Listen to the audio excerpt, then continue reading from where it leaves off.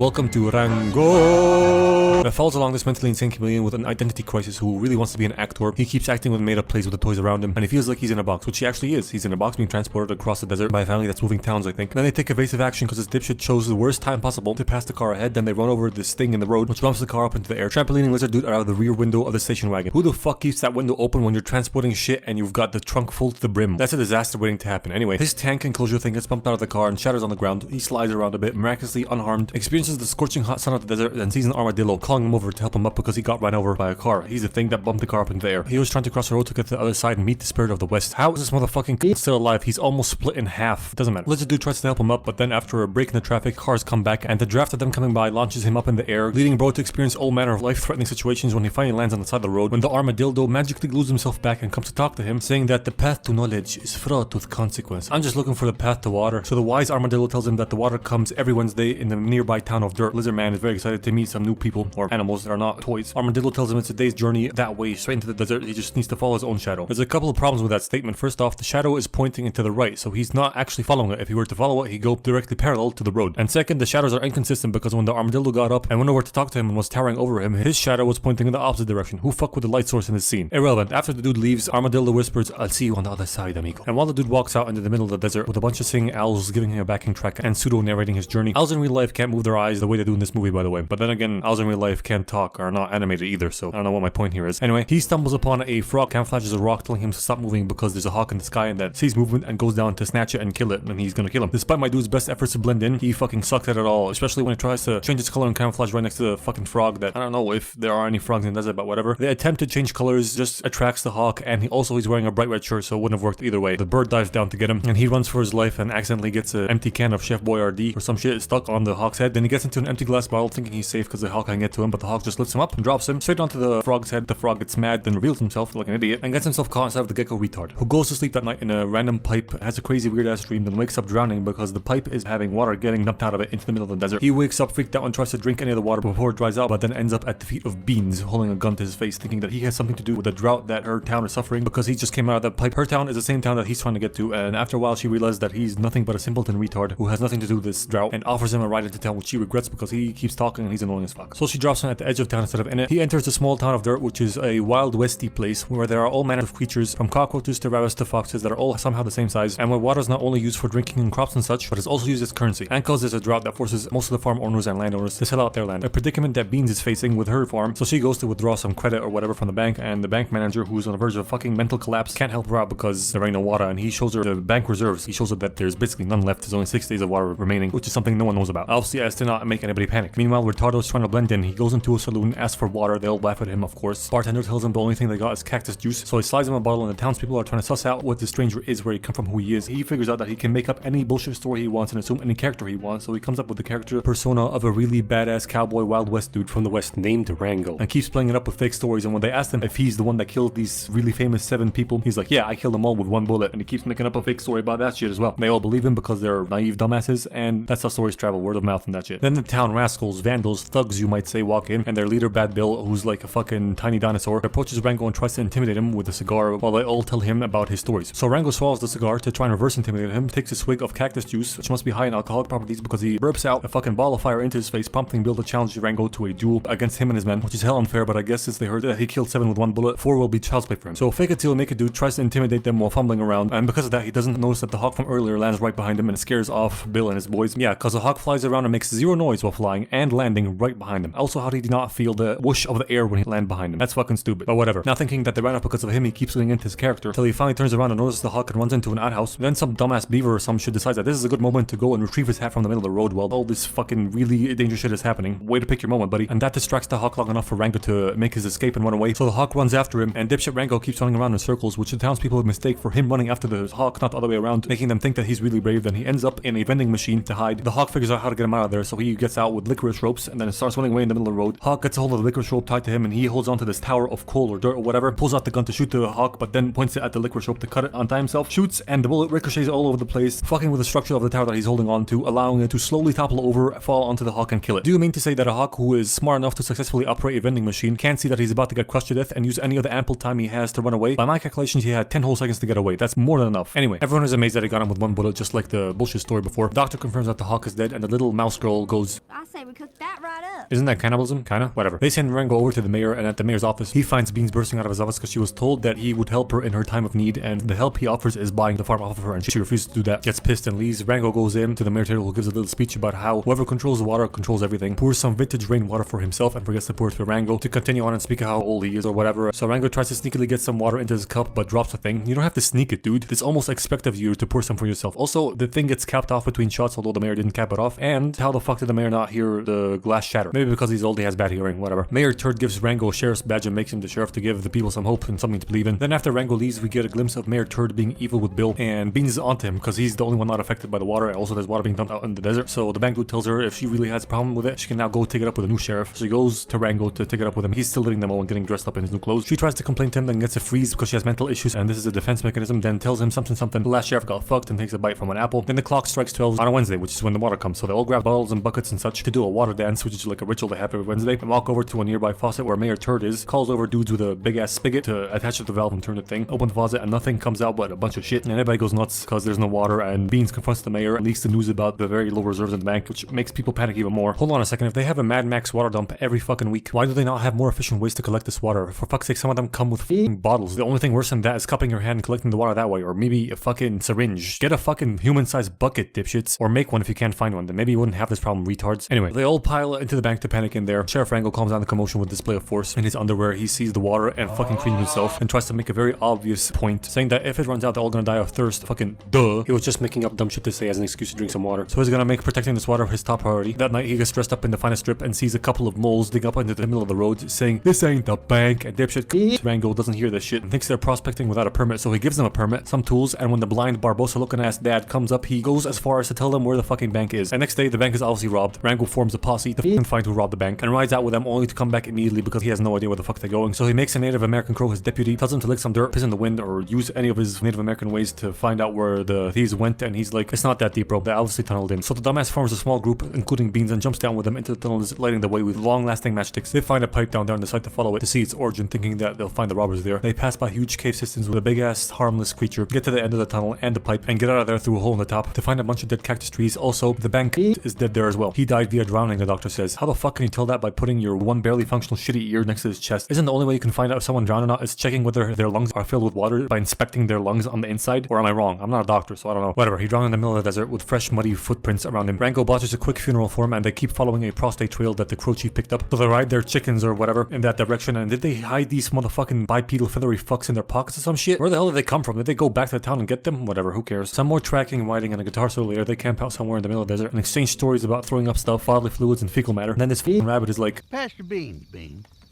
Sheriff?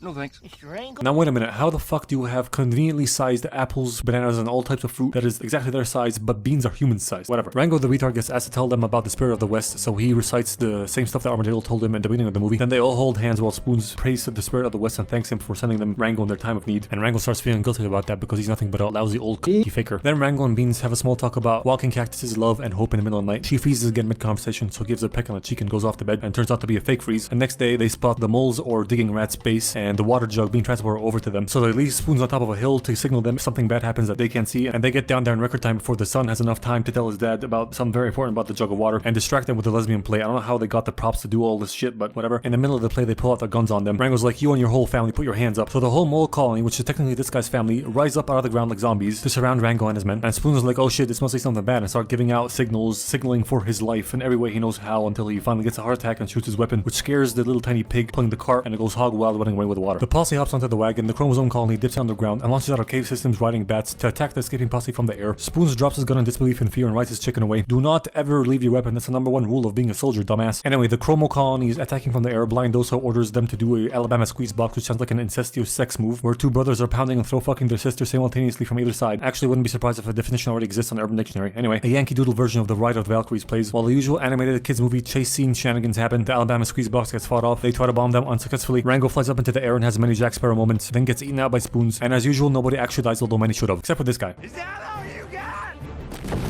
That guy's definitely dead. In the end, the wagon crashes, tipping over the water jug, revealing that there was no water in there, and the Como thugs say that they did tunnel into the bank, but they didn't find anything in there. In fact, they found this empty water jug in the middle of the desert. But they don't care, and Rango's like, you and your kin are coming with me, and they ride into town, defeated and dejected, although they do have Blind Dosa and his 2 sons in custody as their prisoners to hang. They just don't have the water that they promised they were gonna bring back. How did the rest of the colony or family let them take them in? Didn't they literally just wage a whole fucking war against them? In fact, isn't that illegal in and of itself? Shouldn't they take them all in right now? Whatever, they're all ejected. Rango rides off to go talk to the mayor, who's playing golf right now with Billy and the boys. And while Rango puts on golf shoes, he finds very suspicious looking muddy boots, then explains his findings about Mayor Toro. Billy and his gang keep dismissing him and calling it all horse malarkey. Rango starts insinuating accusations of fraudulent, dubious activities by the mayor, and he's like, you said whoever controls the water controls everything. How on earth could I control the water? Then he tells him he's been here for a long time, he's really old, he's been here before the road split the valley, and how he saw the march of progress through time and shit like that. And this old western shit's gonna die soon in favor for something bigger and better, more lucrative shit. Then lets him see a construction project he's working on, and he tells him that he can either be a part of it or get left behind. Basically what he's trying to do is limit the water to the town, forcing everybody to sell out to him. And once he has all the rights to the land, he'll demolish everything and build casinos, hotels, and a bunch of retard shit on there so he can benefit off of the consumer society that'll be created from this, or he's going to force into existence, whatever. Rango refuses to be a part of this unknown offer and leaves, so the Toto calls in Rattlesnake Jake to take care of him. A snake that wouldn't dare come out near the town because of the hawk that was always in the sky, but now that it's gone, he has no fear of coming out. And everybody's been warning Rango that he'd come now that the hawk is gone, but he kept lying to them, pretending that him and Jake were bros, and he's immune to his bites because he kept putting some of his venom in his morning coffee. And so now the only person that hasn't sold the property off to the mayor is Beans. And Rango's really onto the Toto, thinking that he can control the water somehow. But then the townspeople get really mad and march onto the jailhouse, demanding for the moles to be hung and fucking killed in front of them because they're really mad and they have lost all hope. But Rango calms them all down. He's like, as long as that there sign hangs, you can believe in something. You can believe in me. It then immediately gets lit up by Rattlesnake Jake. He shows up, calling Rango out on the lies he's spreading, like, hello, brother. Thirsty? Putting some of his venom in a shot glass for him, calling him out on more of the bullshit he said, like killing 7 people with 1 bullet. I know rumors spread fast and all, and the 7 guys 1 shot thing, that also sounds a lot like a sex thing, was told as soon as he came to town, so probably had a lot of time to spread. But the story about him being his brother and drinking some of his venom every day in his coffee was told to a very small select group in the desert expedition he had, and they just came back today. It's not even been half a day. How the fuck did he find out about this information? Especially with no one wanting to talk to him because they're all piss shit scared, afraid to talk to him. Maybe he forced someone to talk to him and tell him stuff about Rango. I don't know. Doesn't matter. Tells him if he's really so badass, he'll pull out his gun and kill him right now, but he'll only need 1 bullet, right? So he takes out the rest of the bullets and gives him the gun with only 1 in the chamber. Rango pulls back the hammer, but Jake's like, no balls. No balls indeed, because he does not shoot him because he's a pussy, and we cut to a wide shot with their hammer down, although we never heard Rango put it back down. Lots of small inconsistencies in this movie. Anyway, Jake's like, you're nothing but a pathetic fraud, and tells him to admit his lies and to leave town and never come back. He doesn't kill him for some reason, which I think is weird because everybody was making him out to be a bloodthirsty kid, so what's up with that? Anyway, Rango drops his badge and walks away into the desert. While the sunset, he walks across it in the middle of the night, real depresso espresso, until he gets back to the road and meets all his plastic toy friends. His identity crisis level is at an all-time high, and he attempts to commit suicide by crossing the road without looking any side and walking real slow, and he miraculously makes it to the other side unharmed, then passes out and gets carried away by a bunch of bugs. Lots of Pirates of the Caribbean bits, bobs, and vibes in this film. I wonder why. Also, how did the wind from all the passing vehicles not launch him up into the air like in the beginning of the movie? Is it because he's way closer to the ground now? Doesn't matter. Rango wakes up in Davy Jones' locker with generic award-winning white western actor number 6, who he figures is the spirit of the West, who starts giving him wisdom and advice like, it's not about you, it's about them. It's the deeds that make the man. You have to go back. No man can walk out on his own story. Then he leaves and disappears into thin air, so he has like a vision or some shit, and the armadillo appears like, we all see what we need to see. Then shows him how this place used to be a lake bed, and they start seeing cacti, or Spanish daggers, I believe, start to move. Rango remembers that Beans told him of a legend that they move towards water, so he follows them till they crest the hill and they see Cringetopia, Las Vegas, land of sin. Is that the actor in the golf cart? Was he a vision or was he not? Irrelevant, doesn't matter. There's a big ass water pipe nearby with a section coming out of it and a closed off shut off valve with very familiar boot prints around it. Obviously the evil mayor was here and he took inspiration from Las Vegas to make his plan and shut off the water to the town. This is how he controls it. Something that Rango finally figures out and puts together through lots of flashbacks. And he decides to go back to the town and save it with a plan. And the plan is go back to Blind Diosa's colony / family, telling them that he's gonna hang for something he didn't do, but they can help free him by flying their bats in a hawk-like formation to scare off Jake, and sending another portion of their colony through the tunnels that they dug to dislodge a portion of the pipe. So when the clock strikes 12 and 1 minute, the armadillo gives the signal to the Spanish daggers, who they some fucking how got to cooperate with them. How do you even communicate with them? Do they speak English? Doesn't matter. They're gonna open the shut-off valves and flood the town through the holes. Then he goes back to town, picks his badge back up, calls out Jake, who was choking Beans to death, trying to force her to sell her land off to the mayor, steps out to go tango with the Rango for another duel at high noon. While approaching each other, he shoots the crow dude who was trying to help out and snakes over the mole hole just in time for 1 past 12. The moles break the pipe and the armadillo gives the fucking signal. Water floods the cave and shoots out the holes, launching Jake into the sky, making more holes all over the fucking town. The bats come in hawk formation and momentarily scare the crap out of Jake, who then notices that they're just a bunch of bats in a hawk formation and opens fire on them, emptying all the ammo out of his Gatling gun tail tip, leaving Jack Sparrow, Rango, to point his gun with 1 in the chamber at him and be a real threat. Jake is in disbelief, but it's a short-lived victory because the mayor gets Rango's attention with Beans all tied up and he tells him to hand over his gun. So he turns while taking the bullet out of it, which is something absolutely everybody should have seen, but no one did, and that's bullshit. Anyway, he gives him the gun. Toro traps both the lizards in the bank vault that is being flooded right now to drown them. Rango unties her and she kisses him, accidentally swallows the bullet, then freezes. What was that? No need to panic.